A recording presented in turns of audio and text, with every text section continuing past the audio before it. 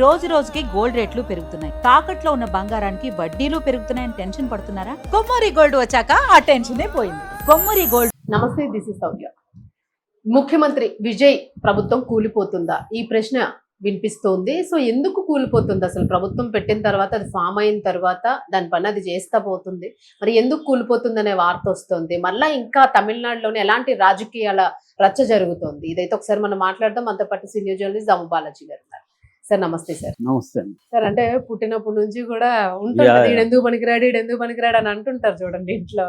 So అట్లాగా CM Vijay పరిస్థితి కూడా పెట్టినప్పటి నుంచి ఎప్పుడు ప్రభుత్వం కూలిపోతుందా అన్నదే వినిపిస్తుంది. సో మళ్ళీ ఎందుకు ఈ రోజు ఆ చర్చ వస్తుంది అనుకోవచ్చు?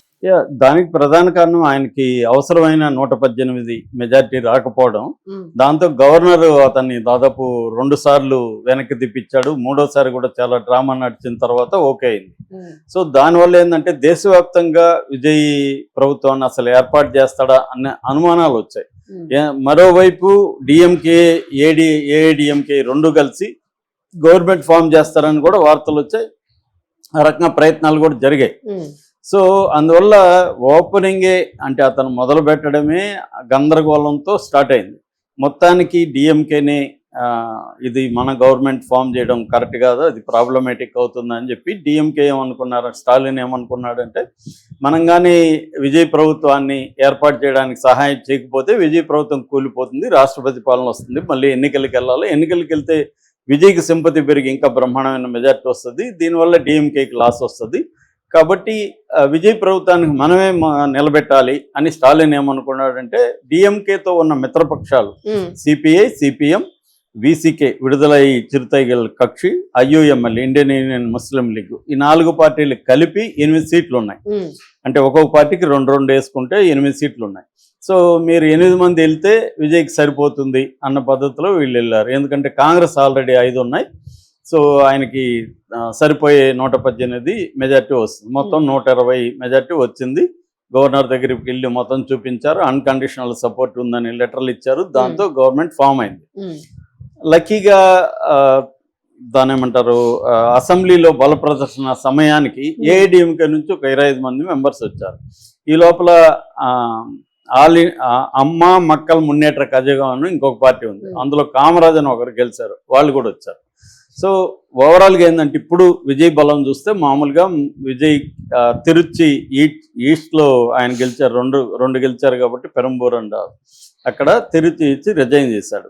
సో 107లో ఒకరు ఓటేయకూడదని చెప్పింది హైకోర్టు. ఎందుకంటే అది ఒక్క ఓటుతో గెలిచారు. ఆ ఒక్క ఓటు గెలిచిన దానివల్ల అది కోర్టులో ఉంది. సో కాబట్టి అతను ఓటేయకూడదు అన్నారు. Speaker vote. సో మొత్తంగా 105కి పడిపోయింది విజయ్ బలం. 105 ఉన్నాయి. దీని తర్వాత ఒక 14 ఏటి వీళ్ళు 8, ఏది డిఎంకే సపోర్ట్ చేసిన ఈ 4 పార్టీలు 8, కాంగ్రెస్ 5, 13, ఏఎంఎంకే అమ్మ మక్కల్ మున్నేట్ర కజగంలో ఒకరు కామరాజు, మొత్తం కలిసి 14, ప్లస్ ఏఐడిఎంకేలో చీలిన వర్గం 25. మొత్తంగా ఇప్పటికి బలం విజయ్కి 144. అయితే ఇందులో 5 మంది రాజీనామా చేశారు ఏఐడిఎంకే వాళ్ళు. సో 139 ఇప్పుడు. సో ఇప్పుడు ఏంటంటే విజయ్ ఏం ఆలోచిస్తున్నాడంటే ఈ డిఎంకే ఏం చేస్తుంది, బెదిరించడం మొదలుపెట్టింది. స్టాలిన్ ఏమన్నాడు, ఈ ప్రభుత్వం కూలిపోతుంది, ఎప్పుడైనా కూలిపోతుంది, మీరు రెడీగా ఉండండి, మళ్ళీ మనమే వస్తాను ఆల్రెడీ చెప్పడం మొదలుపెట్టాడు. దాంతో విజయ్ ప్రభుత్వం కూలిపోతుందా అన్న ఒక నిరేషన్ వచ్చింది. ఎలా కూలిపోతుంది, ఈ 25 మంది ఏఐడిఎంకే నుంచి బయటకు వచ్చారు కదా, వీళ్ళు అనర్హులుగా ప్రకటించవచ్చు. రేపు వీళ్ళు కోర్టుకు వెళ్తారు, వాళ్ళ 2/3 మెజార్టీ ఉంటేనే అది రికగ్నైజ్డ్ పార్టీ అవుతుంది. 2/3 మెజార్టీ లేకపోతే అది రికగ్నైజ్డ్ పార్టీ కాదు. 2/3 మెజార్టీ అంటే ఎంత, 32 మంది ఎమ్మెల్యేలు ఇటు రావాలి, ఓన్లీ వచ్చింది 25. అందుకని ఇప్పుడు విజయ్ ఏం ఆలోచిస్తానంటే ఇది ఎప్పటికైనా డేంజరే. ఎందుకంటే స్టాలిన్ 8 మందిని లాగేశాడు అనుకో, ఈ 25 మంది రేపు అనర్హత వేడి పడింది అనుకో, మళ్ళీ మనం మైనార్టీలోకి వెళ్ళిపోతాం. కాబట్టి ఇటువంటి మైనార్టీగా ఉండి ఎప్పుడు కూలిపోతుందో అన్న ఒక అస్థిరంగా మనం ఉంటే ఏ నిర్ణయాలు తీసుకోలేము. రెండోది, ఏ నిర్ణయం తీసుకున్నా ఇటు సిపిఐ సిపిఎంకి నచ్చాలి, విసికేకి నచ్చాలి. వాళ్ళు ఇచ్చేది 2 సీట్లు అయినా ఒక్కొక్కడు డిమాండ్లు ఎక్కువ ఉన్నాయి. సో ఎందుకు ఈ గోవా, మనమే గవర్నమెంట్ ఫామ్ చేయాలంటే ఏం చేయొచ్చు అని విజయ్ ఆలోచనలో పడ్డాడు. దానికోసం అతనికి దొరికింది ఏఐడిఎంకే నుంచి 25 మంది వచ్చారు. వాళ్ళకి అసలు వేటు పడకుండా ఉండాలంటే ఎమ్మెల్యేకి రిజైన్ చేసేసి మళ్ళీ పోటీ చేయడం. సో ఇప్పుడు ఆల్రెడీ 5 మంది చేసేసారు రిజైన్. ఇప్పుడు ఆ 5 మంది మళ్ళీ పోటీ చేస్తారు. ఎలాగో విజయ్కి ఈస్ట్ తిరుచి ఈస్ట్ మళ్ళీ వస్తుంది. సో ఇంకొంతమందిని కూడా రిజైన్ చేయించి గెలిపించగలిగితే మనకే అప్పుడు టీవీకేనే అబ్సల్యూట్ మెజార్టీ ఉంటుంది. ఎవడి మీద ఆధారపడాలన్నారు. సో ఎవడి మీద ఆధారపడితే వాళ్ళు బ్లాక్ మెయిల్ చేస్తూనే ఉంటారు. సో అది ఇప్పుడు విజయ్ ఆలోచిస్తున్నాడు. ఒకవేళ ఆ స్థాయికి వెళ్తే తను కూడా రాజీనామా చేసేసి మళ్ళీ మొత్తం ఫ్రెష్గా ఎన్నికలకు కూడా వెళ్ళడానికి రెడీ అయిపోయే దీంట్లో ఉన్నాడు. కానీ అది అవసరం రాదు నాకు తెలిసి. ఎందుకంటే ఏఐడిఎంకేలో 25 మంది ఉన్నారు. వాళ్ళని గెలిపించుకునే బాధ్యత నాది. ఒకవేళ మీరు గెలవకపోతే మీకు ఎమ్మెల్సీనో ఏదో ఒకటి ఇస్తానని వాళ్ళని ఒప్పించారనుకోండి, వాళ్ళు రిజైన్ చేస్తారు. ఎందుకంటే వాళ్ళకి కూడా ఇబ్బందే కదా. వాళ్ళకి రేపొద్దున అనర్హత వేటు పడింది అనుకో, అది ఇబ్బంది. అందుకని ఇప్పుడు ఆల్రెడీ 5 మంది రిజైన్ చేశారు. ఇంకొక 5 మంది రిజైన్ చేశారనుకోండి, విజయ్ కంఫర్టబుల్ మెజార్టీ వచ్చేస్తుంది. సో అప్పుడు డిఎంకే బెదిరింపులు అనేవి జరగవు. ఇంకా ఇప్పుడు ఏంటంటే ఒక రకంగా స్టాలిన్ చెప్తున్నా అంట, ఇది నా కంట్రోల్లో ఉన్న ప్రభుత్వం అని చెప్తున్నా అంట బయట. అది నిజం కూడా. ఎందుకంటే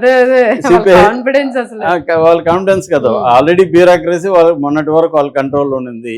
వ్యవస్థలన్నీ వాళ్ళ కంట్రోల్లో ఉన్నాయి. విజయ్కి వ్యవస్థల మీద కానీ బ్యూరోక్రసీ మీద కానీ కంప్లీట్ గ్రిప్ లేదు. సో అలాంటిది వెనక నుంచి స్టాలిన్ నడిపించడం మొదలు పెడితే విజయ్ సొంత నిర్ణయాలు తీసుకోలేడు. ఇప్పుడు ఆల్రెడీ విజయ్ ఎల్టీటీకి మద్దతుగా ఒక ట్వీట్ చేశాడు. దాని మీద తీవ్ర వ్యతిరేకత వచ్చింది. ఈవెన్ కాంగ్రెస్ కూడా వ్యతిరేకించింది. అంటే ఇప్పుడు విజయ్ గెలవడానికి కారణం ఏంటి? ఉన్న పార్టీలకి భిన్నమైన పరిపాలన అందిస్తాడు, భిన్నమైన ఐడియాలజీ ఉంటది అని కదా విజయ్ని గెలిపించింది. మళ్ళీ ఆ పార్టీలకు అనుగుణంగానే బతకాలంటే విజయ్ ఇంకా తన ముద్రను ఎలా చూపిస్తాడు? అందుకని విజయ్ ఏం ఆలోచిస్తున్నా అంటే, మనం ఎవడి మీద డిపెండ్ కాకుండా మన గవర్నమెంట్ ని మనం ఎలా చేసుకోవాలన్న యాంగిల్లో విజయ్ వెళ్తున్నాడు. సో అట్లాగే సెంట్రల్ గవర్నమెంట్ మీద కూడా కన్ఫ్రంటేషన్ యాటిట్యూడ్ విజయ్ తీసుకోవట్లేదు. కాంగ్రెస్ తో ఉన్నప్పటికి కూడా ఒక స్టాలిన్ అయితే రోజు మోడీ మీద ఏదో ఒకటి కన్ఫ్రంటేషన్లు, అతనైతే స్టాలిన్ కొడుకు ఉదయనిధి అవసరం ఉన్నా లేకపోయినా సనాతన ధర్మాన్ని తిట్టడం, ఈ గోల్ ఎక్కువైపోయింది. అది కాకుండా విజయం ఆలోచిస్తున్నా అంటే అభివృద్ధి. ఎందుకంటే దేశంలోనే అత్యంత ఎక్కువ అప్పులున్న రాష్ట్రం తమిళనాడు. దాదాపు 10 లక్షల కోట్లు అప్పు ఉంది. సో ఈయన ఇచ్చింది సంవత్సరానికి 1,00,000 కోట్లు పెట్టాలి ఈయన ఇచ్చిన హామీలకి. సో ముందు ఆర్థికంగా ఒక గాడిని పడేయాలి. అంటే కేంద్రంతో సఖ్యత ఉండాలి. కేంద్రంతో సఖ్యత లేకపోతే కేంద్రం ఫండ్స్ ఆపేస్తుంది, రకరకాల ఇబ్బందులు పెడుతుంది, అప్పులు తీసుకోకూడదు అంటుంది, రూల్స్ అన్నీ వస్తాయి కదా బయటికి. సో అందుకనే ఆయన కేంద్రంతో సఖ్యతగా ఉంటూ రాష్ట్ర ప్రయోజనాల కోసమే మొత్తం ప్లానింగ్ ఉండాలి తప్ప ఐడియాలజికల్గా కొట్లాడడం అనేది, రాజకీయాలప్పుడు కొట్లాడడం వేరు, రోజు కొట్లాడడం వేరు. సో అందుకని విజయ్ ఇవన్నీ చెయ్యాలి, తను అనుకున్నవన్నీ చేయాలంటే ముందు తన స్టేబుల్ గవర్నమెంట్ ఉండాలి. స్టేబుల్ గవర్నమెంట్ ఉండాలంటే స్టాలిన్ దయాదాక్షిణాల మీద డిపెండ్ అవ్వకూడదు. అట్లాగే ఏఐడిఎంకేలో ఎప్పుడు వాళ్ళ మీద వేటు పడుతుందో తెలియని వాళ్ళ మద్దతుతో కూడా ఉండకూడదు. అందుకని అతను కొంత రిస్క్ అయినా కూడా ఉప ఎన్నికలకి వెళ్దాము, రిజైన్ చేసి వెళ్దాము, మనం ప్రజలను అడుగుదాం, అరే బాయ్ మాకు మెజార్టీ ఇవ్వండి, మీరు ఇవ్వకపోవడం వల్లే నాకు ఇబ్బంది, మెజార్టీ ఇస్తే నేను బెస్ట్ పరిపాలన ఇస్తాను అని మాట్లాడితే ప్రజలు కూడా ఇచ్చే అవకాశం ఉంది. ఎందుకంటే వీళ్ళు గెలిచిన వాళ్ళు, ఇప్పుడు రిజైన్ చేసిన వాళ్ళందరూ కూడా ఏదో 1000-2000తో గెలిచిన వాళ్ళు మంచి మెజార్టీలో ఉన్నాయి. ఈవెన్ విజయ్ గెలిచింది కూడా 27,000 మెజార్టీతో అక్కడ తిరుచి ఈస్ట్ లో గెలిచాడు. ఇప్పుడు ఏఐడిఎంకే మద్దతు కూడా ఉంది కాబట్టి అక్కడ తను పెట్టిన క్యాండిడేట్ 1 లాక్ మెజార్టీ ఈజీగా వస్తుంది. అందువల్ల విజయ్ ఏం ఆలోచిస్తున్నాడు అంటే, స్టేబుల్ గవర్నమెంట్ ని మనం ఫామ్ చేసుకుంటే ఫస్ట్ స్టెప్ అది. ముందు గవర్నమెంట్ స్టేబుల్ గా ఉంటే మనం అనుకున్న నిర్ణయాల్ని మనం ఎవరికి భయపడకుండా, ఎవడి కంట్రోల్లో లేకుండా, రిమోట్ కంట్రోల్లో ఎవరికి చేతుల్లో లేకుండా మనమే ముందుకెళ్ళచ్చు. అప్పుడు కాంగ్రెస్ కూడా బెదిరించదు. ఇప్పుడు మొన్న కాంగ్రెస్ కూడా ఎల్టీటీ విషయంలో ఇది చెప్పినప్పుడు కాంగ్రెస్ కూడా గట్టిగా వ్యతిరేకించింది. అవును అవును రేపు పొద్దున నీకు వ్యతిరేకం ఉంటే నువ్వు బయటికి పో అనొచ్చు కాంగ్రెస్ ని. ఉమ్, వాళ్ళకి అవసరం విజయ్ తప్ప విజయ్కి కాంగ్రెస్ అవసరం ఉండకూడదు. అవును. ఉండకూడదు అంటే తన సొంత బలం పెంచుకోవాలి. ఉమ్. ఈ వైపుగా ఇప్పుడు విజయ్ ప్లాన్ చేస్తున్నాడు. అది జరిగే అవకాశాలు కనిపిస్తున్నాయి. సార్ ఇప్పుడు డిఎంకే కూడా ఎన్నికలు జరిగితే డిఎంకే కి జరగాలని డిఎంకే కోరుకుంటుంది అనుకోవచ్చు. కోరుకోవట్లేదండి, ఇప్పటికిప్పుడు కోరుకోవట్లేదు. అంటే కనీసం విజయ్కి బ్యాడ్ నేమ్ వచ్చినాక అప్పుడు అందుకనే 6 నెలల తర్వాత ఎప్పుడైనా కూలిపోవచ్చు అని అంటున్నాడు తప్ప ఇప్పటికిప్పుడు కూలిపోవాలని స్టాలిన్ కూడా కోరుకోవట్లేదు. Thank you.